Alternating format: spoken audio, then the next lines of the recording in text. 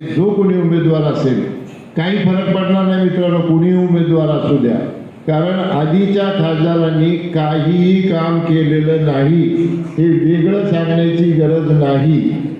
तुम्ही कार्यक्रम करायचा, तुम्हीच हार आणायचा, तुम्हीच नारळ आणायचे, तुम्हीच फटाकडे खर्चाने फोडायचे, यांनी यायचं आणि कुणातरी चार लोकांना काहीतरी वेडवाकडं बोलायचं। याच्या पलीकडे 10 वर्षामध्ये काही घडलं नाही मी तुम्हाला सांगतो।